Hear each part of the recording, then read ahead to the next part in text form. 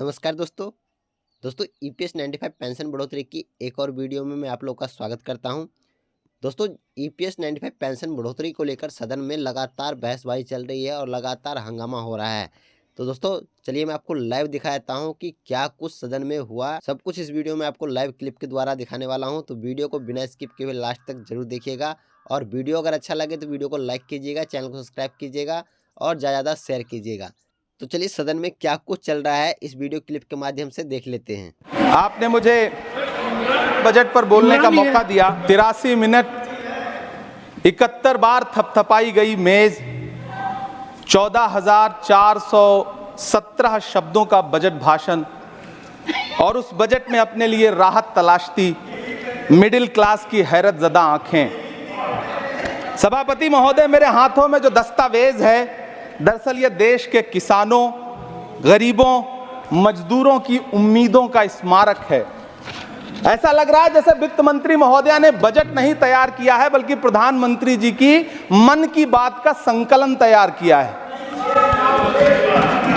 टूटा हुआ लश्कर का भरम देख रहे हैं, टूटा हुआ लश्कर का भरम देख रहे हैं और जिल्ले इलाही के करम देख रहे हैं।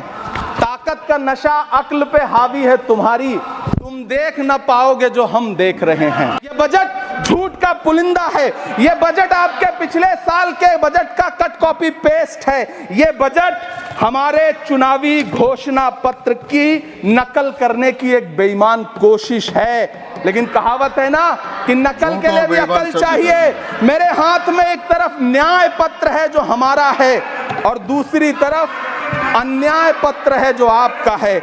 इस सरकार को आलोचना सुनने की आदत नहीं है सभापति महोदय। जब आप इनसे सवाल पूछिए तो ये कहते हैं कि आप बताइए 70 साल में आपने क्या किया है। मैं तो इस सदन में कहना चाहता हूं सभापति महोदय कि हमसे 70 साल का हिसाब मांगने वालों, जो सरकार अपना चलाया हुआ 2000 का नोट 7 साल नहीं चला सकी, वो हमसे 70 साल का हिसाब मांगती है। सभापति महोदय, मैं अंत में आपसे यह कहना चाहता हूं, यह बजट बैसाखी पर टिकी हुई सरकार का कुर्सी बचाओ बजट है। इस बजट में राज्यों के साथ, किसानों के साथ, नौजवानों के साथ, महिलाओं के साथ, देश के मिडिल क्लास के साथ अन्याय किया गया है। एम्प्लॉयज पेंशन स्कीम है 1995 की। इसमें बहुत सारे ऐसे ज्येष्ठ नागरिक हैं जिन्होंने, जब वो नौकरी में थे तब प्रोविडेंट फंड का पैसा, जिनकी मेहनत का पैसा है, वो प्रोविडेंट फंड से एक विश्वास के नाते से उन्होंने प्रोविडेंट फंड बनवाया था। लेकिन आज ये ईपीएस 95 के जो बेनिफिशियरीज है उसमें 1.8 मिलियन पेंशनर्स ऐसे हैं जिनको 1,000 रुपये से कम हर महीने मिलता है और सबसे ज्यादा जो है वो 4 या 5,000 से ज्यादा एक भी पेंशनर को पैसा नहीं मिलता। और एवरेज अगर इस पूरे वर्क सेक्टर का जो फोर्स है उसमें का अगर एवरेज निकले तो 1,500 रुपया ही ईपीएस 95 को मिलता है। सर आप सोचिए, आज इतनी महंगाई है और अगर कोई दादा दादी या नाना नानी उनके छोटे से पोते या पोती को एक गिफ्ट भी देना चाहे उनके जन्मदिन पे, तो 1,500 रुपया अगर उनको पूरे महीने की उनकी हक की कमाई है, पूरा लाइफ उन्होंने बच्चों को बड़ा करने में किया, सारा पैसे बच्चों की सिखाई, घर लेने में डाल दिया, उसके बाद जब रिटायर होके अपनी मेहनत का जो हक मांग रहे वो भी 1500। आप सोचिए 1,500 रुपया में एक रिटायर्ड आदमी कैसे जी सकता है।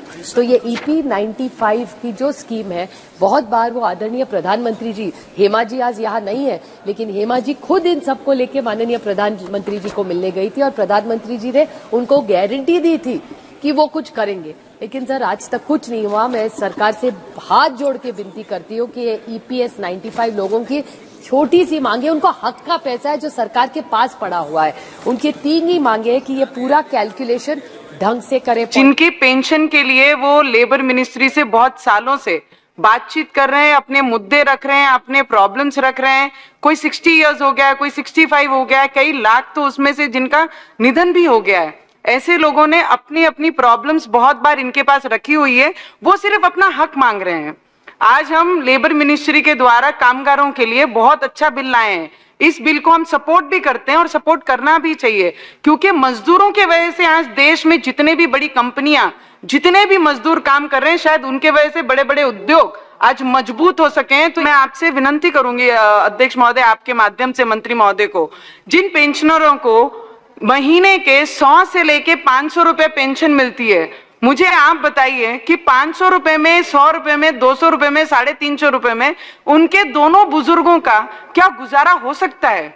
और बल्कि जहां पर सरकार के पास इनके ही पैसे दिए हुए EPS 95 के खाते में 5 लाख करोड़ फंड आज तक जमा है, और उसके बावजूद इन वर्करों को मिनिमम ऑफ पेंशन ये मांग रहे हैं, जहां पर हम उन्हें दे नहीं पा रहे हैं। बहुत सारी मीटिंग से हो गई है, कई कोर्ट में उनके बाजू में निर्णय लगा है, कई एक आधी जगह उनके विरोध में निर्णय लगा है। तो मैं मंत्री महोदय से विनती करूंगी कि ऐसे गरीब मजदूर जो सिर्फ अपना हक मांग रहे हैं, वो 7 से 8 हजार अपना पेंशन महीने का मांग रहे हैं, बल्कि आपके पास उनके 5 लाख करोड़ फंड जमा है, उसमें से वो अपना अधिकार मांग रहे हैं। तो मेरी आपसे विनती रहेगी कि उनको उनका अधिकार दिया जाए। आती जमुना में चुनावी जुमलों का प्रभाव था, दिल्ली से आती जमुना में चुनावी जुमलों का प्रभाव था, बिहार जाने वाली धारा में बजट का कुछ ज्यादा ही बहाव था।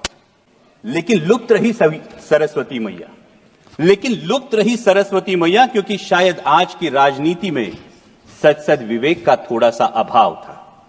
धन्य हो गंगा मैया, धन्य हो गंगा मैया, जिसने सारे पापों के साथ सभी को अपनाया। महंगाई, बेरोजगारी और तमाम विफलताओं को किसी ने आस्था की चादर के आड़ छुपा दिया। उसी आस्था के साथ डुबकी लेने वाला मैं ये देख के हैरान रह गया, उसी आस्था के साथ डुबकी लेने वाला मैं ये देख के हैरान रह गया, मुझसे भी गहरे पानी में कोई लगातार गोते खा रहा था, मुझसे भी गहरे पानी में कोई लगातार गोते खा रहा था। अनजाना नहीं था, जाना पहचाना था, वो मेरे देश का रुपया था, वो मेरे देश का रुपया था। EPS 95 सर आपको भी मिले होंगे। वो हेमा जी ने भी बहुत अच्छा लीड लिया था, माननीय प्रधानमंत्री जी को हेमा जी लेके गई थी उन सबको मिलने। मैं उनकी भी आभारी हूँ कि उन्होंने कोशिश की। लेकिन EPS 95 is a commitment BJP government had given in 2013। आने से पहले आपको याद होगा अरुण जेटली जी उनको मिले थे और अरुण जी ने वायदा भी किया था। उसके बाद अनफॉर्चुनेटली हमारे साथ नहीं रहे अरुण जी अभी। लेकिन EPS 95 के जो लोग हैं सर, उनको 700 रुपया भी आज नहीं मिलता, उनके हक का पैसा है सर। फिर वो कहाँ गया? सरकार के पास ही तो पड़ा था, विश्वास के नाते उन्होंने EPS 95 लोगों ने दिया था, उसका क्या हुआ